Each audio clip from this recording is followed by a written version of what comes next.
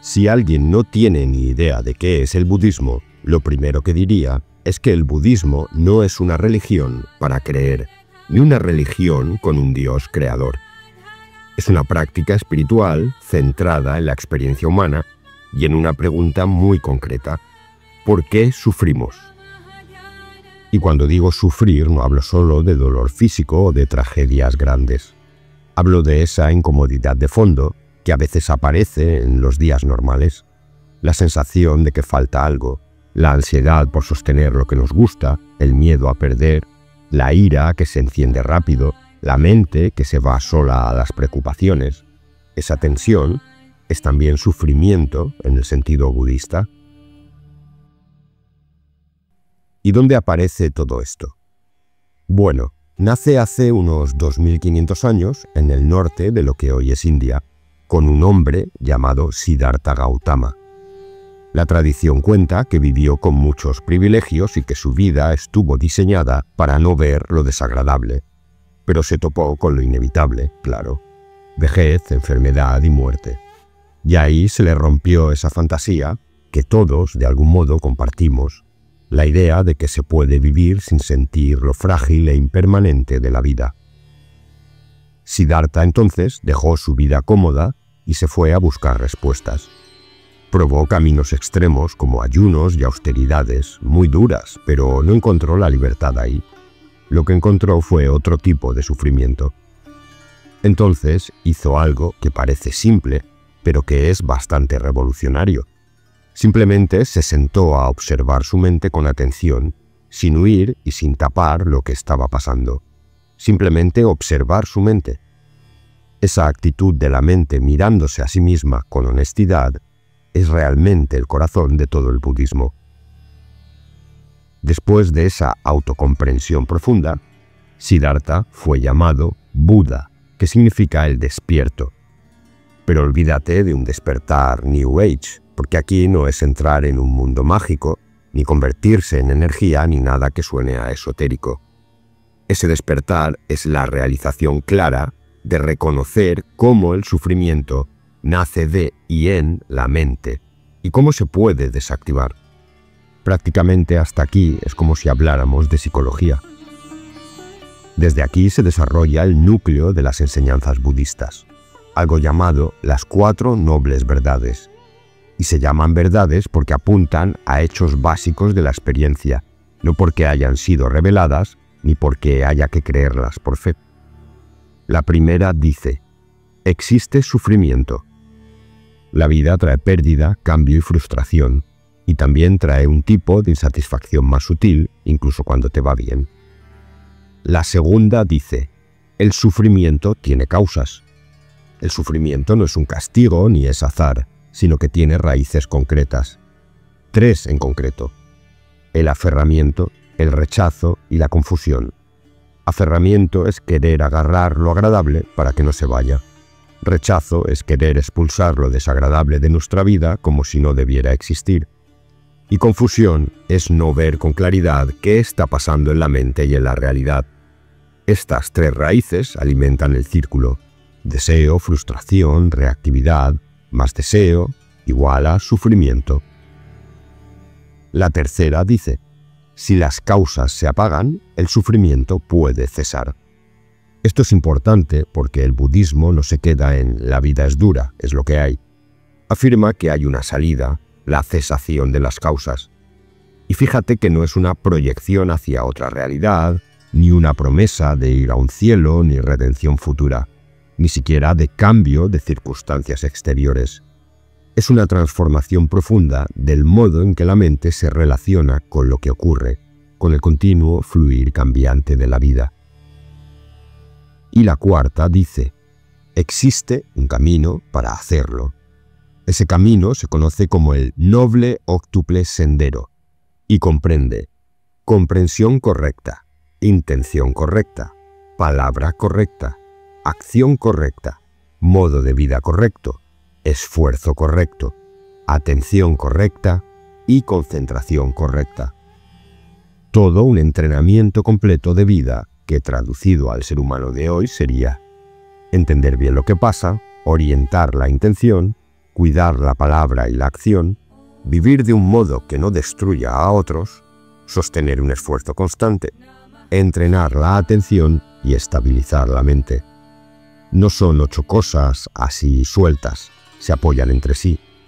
Si tu vida es un caos, la mente se agita. Si la mente está agitada, no ve con claridad. Si no ve, repite patrones hasta el infinito. Y si repite patrones, el círculo del sufrimiento continúa. Ese camino también se llama el camino del medio. ¿Por qué del medio? Pues sencillísimo. Porque el Buda rechazó los 2 extremos de la experiencia vital. Uno es vivir solo para el placer, el deseo, hay egoísmo, la gratificación, el quiero más. El otro es castigar el cuerpo y la mente como si el dolor fuera un purificador por sí mismo, el camino del ascetismo. La verdad es que el camino del medio parece bastante de sentido común, bastante práctico y realista, observación sin apego, claridad sin rigidez. Aquí conviene explicar algo que mucha gente pregunta y que ya se ha comentado. Es cierto que el budismo no tiene Dios. Cierto, carece de un Dios creador omnipotente que decide el destino del universo y al que se le rinde culto como centro de todo. El budismo, tan práctico, decidió enfocarse en comprender la mente y el sufrimiento.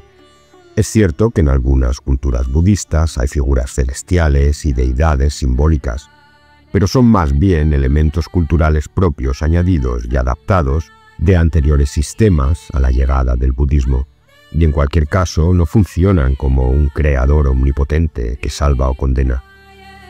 El budismo no cree en una entidad superior origen de la realidad.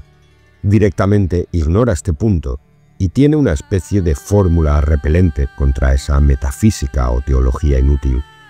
Hay preguntas que pueden ser interesantes, pero pueden convertirse en un juego mental sin utilidad real.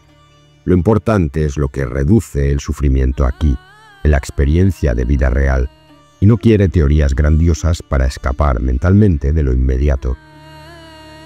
Ahora vamos a algunas ideas únicas del budismo que no suelen ser entendidas bien y sorprenden bastante. La primera es la impermanencia. Todo cambia.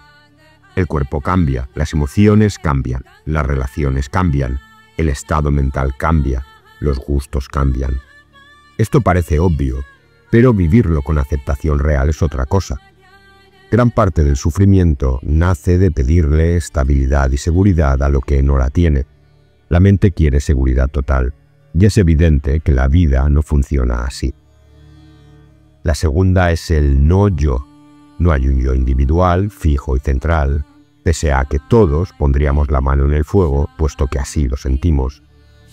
En algunos textos se llama anatta. No significa que no existas. Significa que ese yo fijo, sólido y separado que sentimos como mi esencia o incluso mi alma, no aparece cuando se lo busca con atención. Lo que aparece son procesos llamados agregados, sensaciones del cuerpo, emociones, pensamientos, recuerdos, impulsos y reacciones. Todo eso cambia todo el tiempo, pero la mente crea una ilusoria sensación de continuidad y la llama yo.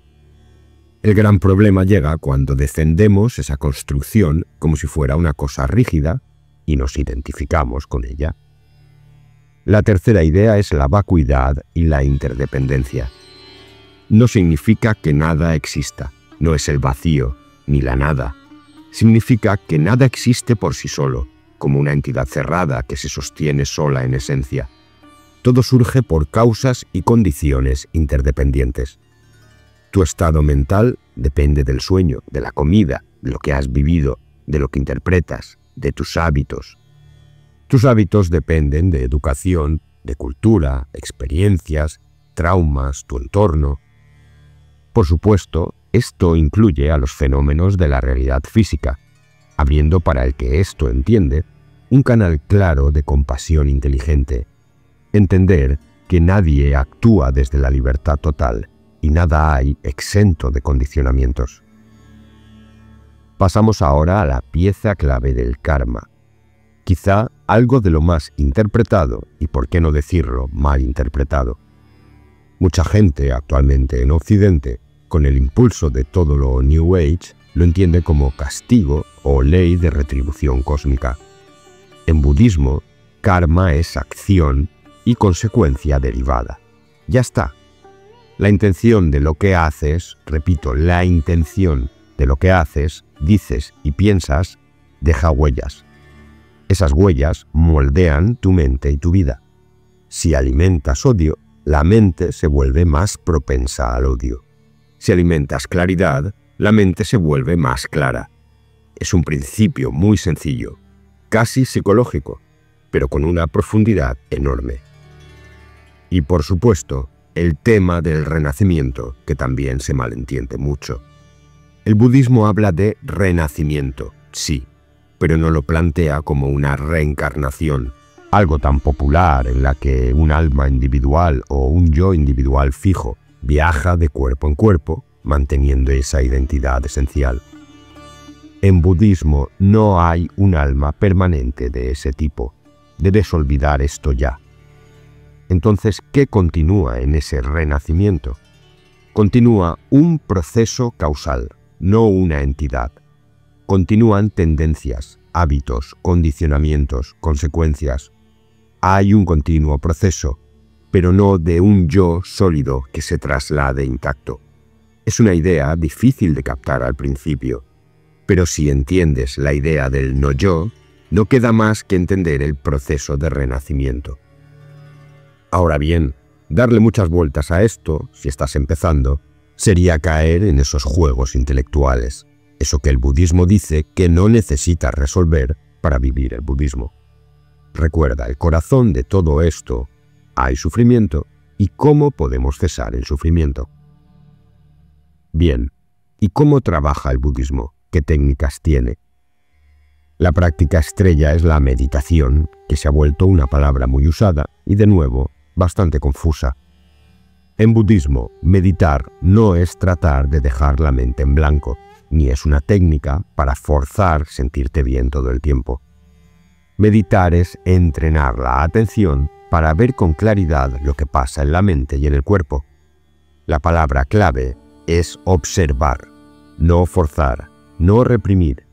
Ver el pensamiento que aparece como pensamiento, observarlo sin obedecerlo automáticamente, ni quedarte enganchado en él. Lo mismo para las emociones y las sensaciones. Al principio, meditar puede incomodar y bastante, porque la observación imparcial deja al descubierto el enorme caudal de ruido interno que tenemos. Pero eso no significa que lo estés haciendo mal, más bien al contrario, es que ahora empiezas a verlo. En cuanto a la historia y a las variantes, el budismo tiene bastantes, pues se expandió mucho con los siglos y tomó formas distintas según el país y la cultura donde se asentó. De inicio hay 3 grandes familias. El budismo Theravada, más presente en el sudeste asiático, que conserva un estilo sobrio y disciplinado, con énfasis en prácticas y textos antiguos. El budismo Mahayana, muy extendido en China, Corea y Japón, y aquí se incluye el budismo Zen, que tanto está de moda hoy en día. Este budismo pone un foco fuerte en la compasión e introdujo una novedad, la figura del bodhisattva, que es alguien que busca despertar también para ayudar a otros. Y por último, el budismo Vajrayana, que es el desarrollado sobre todo en el Tíbet, posiblemente lo conozcas. Usa símbolos, visualizaciones y métodos intensos, con una estética muy marcada, más ritual, más esotérica, pero con el mismo objetivo, transformar la mente y cortar la confusión. Los textos canónicos también varían según tradiciones. El conjunto más antiguo y básico es el Canon Pali, conocido como Tipitaka, que recoge muchos discursos atribuidos al Buda, así como análisis sobre la mente y la práctica. Con el Mahayana aparecen nuevos sutras con más desarrollo filosófico. Pero lo importante es entender que el budismo no se sostiene en un solo libro sagrado que haya que creer. Hay muchísimos textos, pero la enseñanza se basa en la experiencia. Y ahora, para terminar, si tuviera que darte una frase que puedas relacionar con qué es el budismo, yo te diría: es un camino para ver con desapego y aceptación cómo nace el sufrimiento en la mente y cómo puede ser trascendido. Ni necesitas creer, ni convertirte en monje, ni adorar a otro dios. Solo observación, desapego y aceptación. Si este vídeo te ha aportado algo, puedes apoyar el canal uniéndote como miembro por el precio de un café al mes y compartiendo el vídeo con quien creas que le pueda servir. Y recuerda que también tienes mi segundo canal, Audiolibros Saber y Sentido, con obras completas de filosofía y espiritualidad. El enlace está en la descripción y aquí en pantalla. Gracias por estar ahí y por formar parte de la comunidad de Saber y Sentido.